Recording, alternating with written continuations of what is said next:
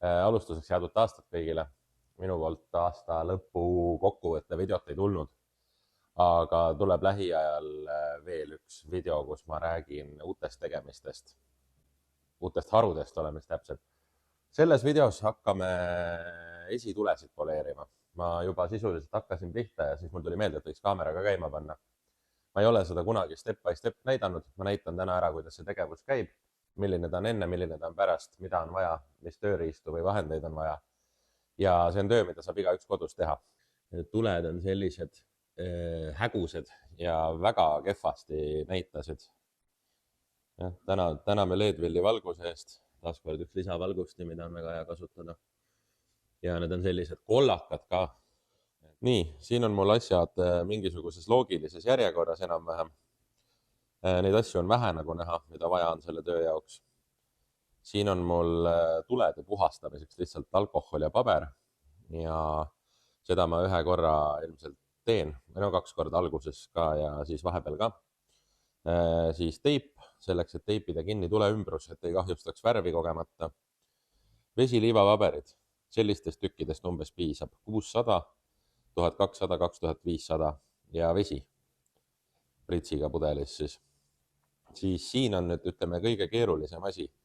Siin on poleerpasta ja siis poleerimismasin, mida ma soovitan kas kuskilt laenata või kui sul on, ma ei tea, peres palju autosid, siis võid osta ka selles, ei ole üldse väga kallis. Mul on ostetud kuskilt, ma ei mäleta, Handymannist äkki maksis mingi 50 eurot võib-olla. Siis on mul siin mingisugune demo kvaliteediga mingisugune autokeraamika, ka väga odav asi, jagub väga pikaks, sellisega kantakse peale pärast. Ja siis üks mikrofiiber, et kuivatada nii-öelda asjad ära. See on kõik. Ma teen mõlemad tuled siis kõigepealt vesiliivapaber 600, vesiliivapaber 1200, vesiliivapaber 2500. Sellega saab kõik selle vana sellise kollaka värgi maha. No, seega on oluline, et plastiktuledega ikkagi tegeleme, eks ole, et keegi klaastulesid ei hakka proovima. Seda ei saa kahjuks. Õnneks on plastiktuled enamasti, enamustel autodel. Nii, aga lihvime nüüd ära ja pärast seda on korraks päris hirmus vaatepilt, sest tuled on veel tuhmimad kui praegu. Ja sealt edasi saab nad uuesti ilusaks, aga vahepeal korraks on veits hirmus ka.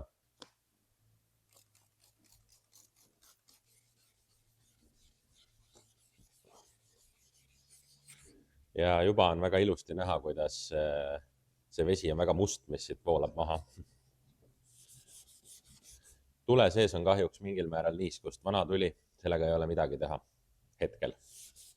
Ja vett tuleb juurde panna jooksvalt kogu aeg, kui vaja. Liigutused mina olen teinud nii-öelda ristisuunaliselt, võib-olla keegi tark ütleb kommentaariumis, et peab ringiaid liigutusi tegema. Aga ma ei tea, ma olen niimoodi saanud hakkama alati, tulemus on olnud hea.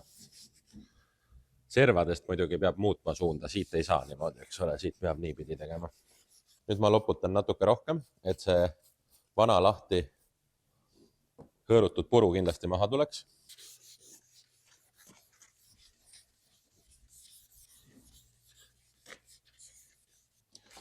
Ja nüüd lõpuks 2500.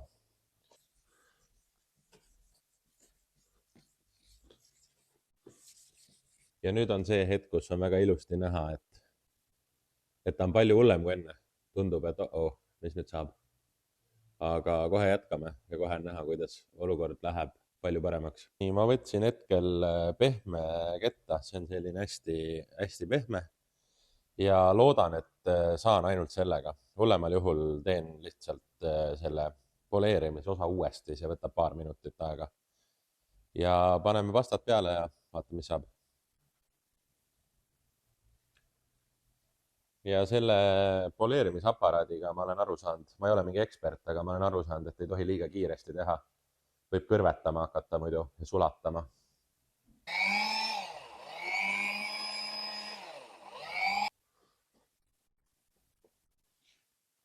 Keraamikat on vaja, see on nagu mingi apteegist ostetud asi tundub. 2 tilka või ma ei tea, 1 tilk nagu reaalselt hästi vähe vaja panna. Nii võib ka juba jätta. See ei ole kohustuslik. Niimoodi on kindlasti väga palju parem sellest, mis ta oli enne. Aga vaatame. kas saab äkki natukene need väiksed kriimud ka paremaks. Ja juba selgelt läheb. Need kõige väiksemad kriimud selle keraamikaga kaovad ära.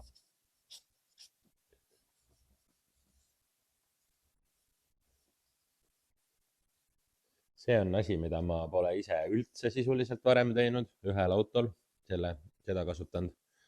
Ehk siis siin on täitsa vabalt võimalik, et ma teen seda valesti, aga ma esimese peal proovisin, niimoodi toimis. Ja tõenäoliselt, ma panen ühe tilga veel, alumisse serva on vaja. Tõenäoliselt toimib ka sellel. Nii ta jääb praegu. Ja nüüd ta kuivab ka natukene, sest see keraamika jääb nagu kaitsekihina peale. Praegu ta on veel vedel. Ta nagu nii-öelda kivistub, aga ma tegelikult ei tea täpselt, millal ma peaks selle mikrofiibriga üle käima, aga mulle tundub õige teha niimoodi, et natuke aega olla, et mitte kohe näppida, muidu ma pühin ta lihtsalt maha igalt poolt, et ta veits tahkub nii-öelda. Aga tulemus on siis siin ja teise poole ma kopeerin lihtsalt, ma ei hakka seda filmima. Nii et proovige kõik ise kodus või sõbragaraažis või kus iganes, kus on võimalik. Päris õues ei saa seda teha miinuskraadidega, aga mingis kodugaraažis nende väheste töövahenditega igaüks saab ise teha. Ja siin on natuke juba nii-öelda võrdlus ka näha, et siin on ikkagi päris selge tulega tegemist. Teist poolt ma veel puutunud ei ole.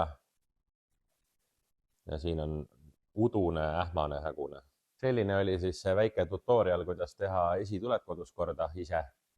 Ja ma mõtlesin, et ma ütlen vahepeal sellise asja välja, et te olete alati oodatud kommentaariumisse kirjutamas, et mida te vaadata tahaksite. Mul on inimest päris palju kirjutanud, aga üks mees, kes kirjutas, et ta väga tahaks rahvaralli sellist tutorial videot, et umbes mida on vaja sõitmise alustamiseks ja kus harjutada ja mis auto osta ja nii edasi.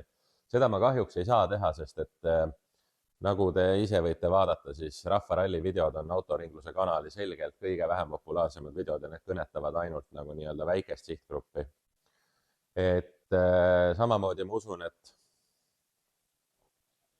et ilmselt keegi ei taha videot sellest, kuidas ma seda spreivärvidega värvin, eks ole. Seda on juba tehtud ja seda konkreetset asja ei ole enam uuesti vaja teha.